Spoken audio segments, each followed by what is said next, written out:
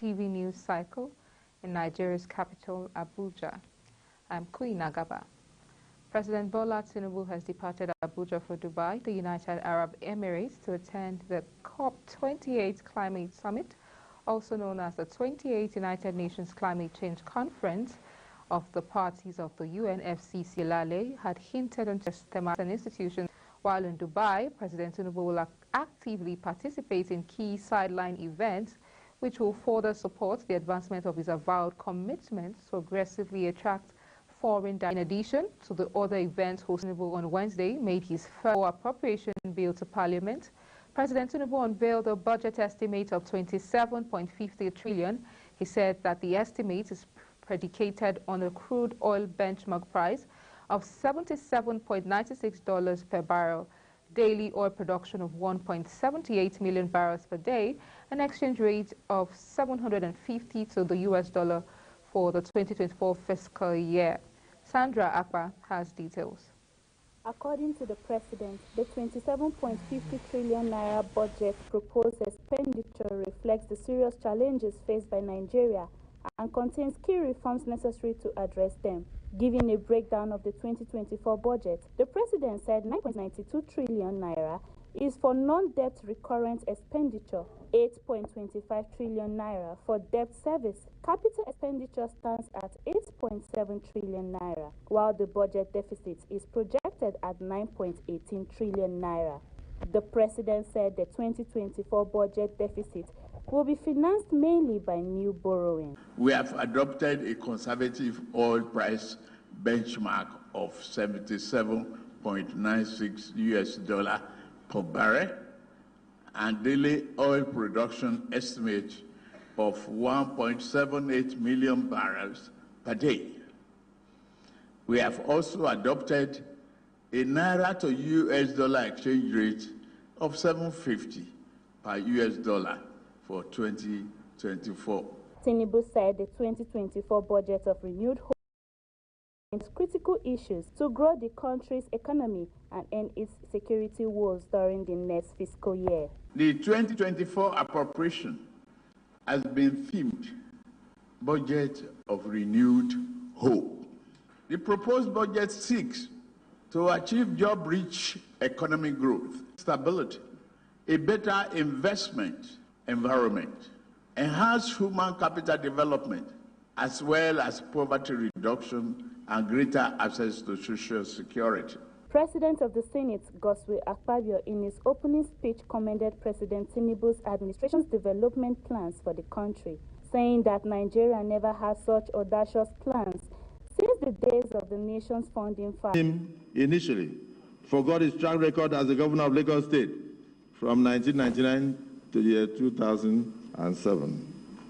And Lagos, of course, is Nigeria's melting pot. Nigerians strongly believe that with the debt profile of the day today, that we are a demand for the job to fix our economy. In view of this and the related challenge of high level of public debt, the National Assembly will ensure that the 2024 budget includes concrete strategies for sustainable debt management, including measures to increase revenue and control expenditure. Sandra Akpa, reporting for Global TV News. Security has been beefed up at the National Assembly ahead of the presentation of the 2024 appropriation bill by President Bola Tinubu. Men of the Department of State Services deployed to man the entrance gate are restricting access to the complex. Security agents are deployed to ensure that only those with legitimate businesses at the National Assembly complex are allowed in. President Bola Ahmed Tinubu, alongside the Sultan of Sokoto, His Eminence Alhaji Saad Abubakar III, and other prominent figures, is set to attend this year's National Day of Solemn Prayer. During a press briefing on Wednesday, Bishop Stephen Adegbite, the chairman of the Christian Association of Nigeria, CAN, Lagos chapter, disclosed that the event aimed at fostering unity and common understanding among Nigerians is scheduled for Friday at the National Ecumenical Center in Abuja. Adegbite explained that the National Solemn Assembly stands as a rallying point for Nigerians to express support for President Tinubu's administration, embodying the national ethos of unity and common understanding as the nation faces various challenges. The House of Representatives will suspend plenary for 2 weeks to allow for defense of the 2024 budget by ministry agencies and departments of government. Speaker of the House of Representatives, Tajuddin Abbas, had announced that the Green Chamber will sit tomorrow, Thursday and Friday to debate the 2024 budget due to the urgency of the task. The decision was arrived at plenary on Wednesday following the presentation of the 2024 budget by President Bola Ahmed Tinubu. Abbas also said the defense will commence Monday next week, adding that the budget defense will be carried out jointly by the Senate and House of Representatives to balance it 50-50. Hooded gunmen on Wednesday killed the Director of Finance to the Ogun State Governor's Office, Taiwo Oyekomi. The accountant was waylaid and shot dead on the popular Koto Bridge in Abeokuta, less than 3 kilometers from a bank where he had withdrawn a huge sum of money for government use. The unknown amount was also taken away by the gunmen. Sources from the government office say that Oyekomi was gruesomely killed a few days after he celebrated his birthday, further stating that Oyekomi was rushed to the state hospital in the Ajaye area of Abeokuta, where he breathed his last. The news of his demise has been broken to his family and the secretary to the state government, Tokunbo Tolabi, who have paid condolence to his family. The Independent National Electoral Commission, INEC, has condemned the barricade in its Kogi State office today by some mob which stops the commission's staff and the attorney representing political parties who were involved in the recent off-cycle governorship election in the state access from inspecting documents and materials used in the November 2023 election. In a statement issued and signed by the Kogi State Resident Electoral Commissioner, Dr. Hali Gabriel Longpet, said it took the intervention of the Nigerian military to bring the situation under control, assuring all parties and litigants that the Kogi State Office is committed to granting unimpeded access to all materials needed to prosecute their petitions. The Joint Admissions and Matriculation Board, JAMB, has announced the date for the 2024 Unified Tertiary Matriculation Examination, UTME, registration and examination. The board, in a statement issued on Wednesday by its public communication advisor, Fabian Benjamin, said sale of form would commence from January 15th to February 26, 2024. The statement revealed that the 2024 mock UTME had been scheduled for March 7th, while the main UTME will hold from 19th to 29th April 2024. He added that candidates expected to print the examination slips as from 10th April 2024. The Economic Financial Crimes Commission, EFCC, has exposed the Facebook account of an impersonator parading himself as the EFCC chairman, Olaolu Koyede.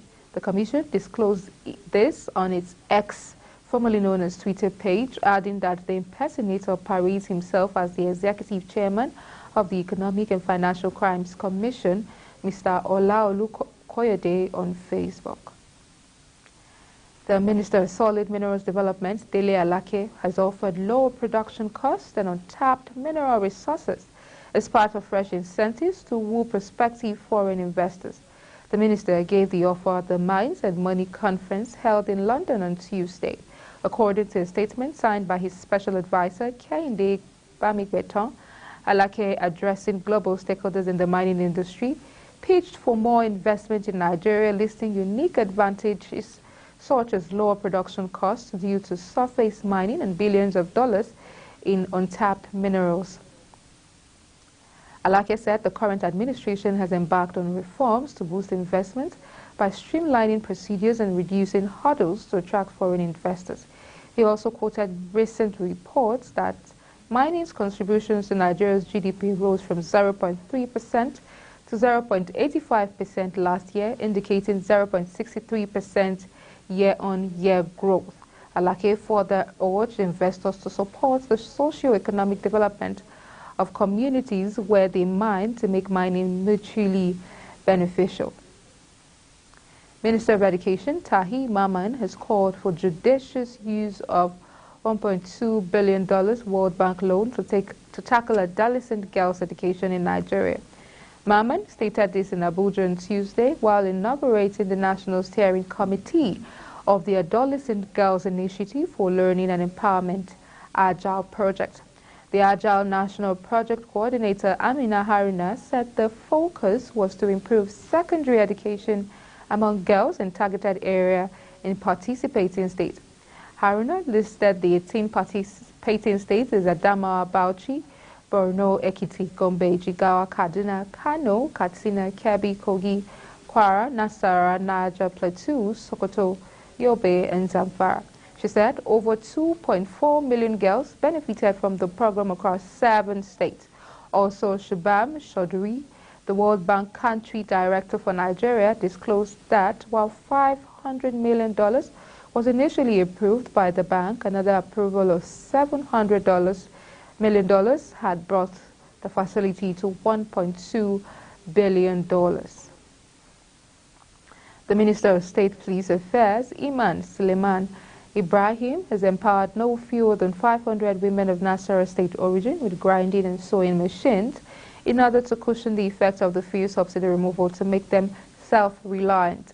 Speaking during the distribution on Tuesday in the Kefi local government area of the state, the minister said the gesture was in line with President Bola Tinubu's administration's desire to boost the small and medium-scale enterprises in the country, while urging the beneficiaries to make good use of the machines. Suleiman, who is also an indigene of the state, appealed to all residents to continue to give the needed support to the Tinubu-led administration to enable him serve them better. The Speaker of the Ogun State House of Assembly, Olakunle Oluomo, has appealed to tertiary institutions owned by the Ogun State government to reduce fees payable by students. The students of Tai Sholari University of Education in Jago and those of Moshood Abiola Polytechnic Abeokuta recently took to the streets to protest the hike in fees by the learning institutions. During plenary on Wednesday, the minority leader and lawmaker representing Odogbolu State Constituency, Lukman Adeleye, called the Assembly's attention to the sudden rise in fees and the protests that greeted the development. Reacting, Oluomo acknowledged the adverse effects of the economic challenges being faced by parents currently, adding that though the institutions might have the compelling need to increase their fees to meet their pressing needs, given the high rate of inflation, the fees should be affordable. The Nigerian Correctional Service, Enugu State Command, says it has registered 1,137 inmates for the National Examination Council of Nigeria external exams in the last 12 years. This was disclosed by the Comptroller of Corrections, Nicholas Obiako, on Tuesday in Enugu. The Comptroller said that 124 inmates were tackling the ongoing NECO external examination at the Special Studies Center within the Enugu Custodial Center, adding that the 3 custodial centers in the state, comprising Enugu, Nsukka and Oji River, had been doing well as far as the educational pursuit and formation of inmates were concerned. You're watching Global TV News Cycle. Kindly follow us across all social media platforms using @GlobalTVNG and other handles now showing on your screen. When the news cycle returns, U.S. military aircraft with 8 crew crashes off Japan. The news continues shortly with details of this and other stories right after this break. Please stay with us.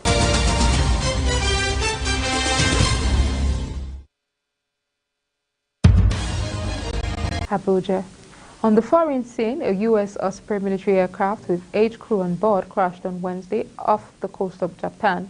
The Coast Guard, the island of Yakushima lies south of Japan's southernmost main island, Kyushu. Report has it that the Osprey departed from the Iwakuni U.S. base in the Yamaguchi region, headed for the Kadena base in Okinawa. The tilt-rotor Osprey aircraft has a troubled history with a string of fatal crashes over the years. In business, President Bola Tinubu has disclosed that the federal government made 8.65 trillion naira revenue between January and September 2023. He disclosed this while presenting a budget of 27.5 trillion for 2024 to the National Assembly for approval from a budget of 27.5 trillion for 2024. The federal government plans to generate 18.32 trillion naira as revenue for 2024, leaving a deficit of 9.18 trillion in 2024, or 3.88% of gross domestic product. Presenting the budget, tagged Budget of Renewed Hope, the president said that its main focus was on national defense, international security, local job creation, and macroeconomic stability.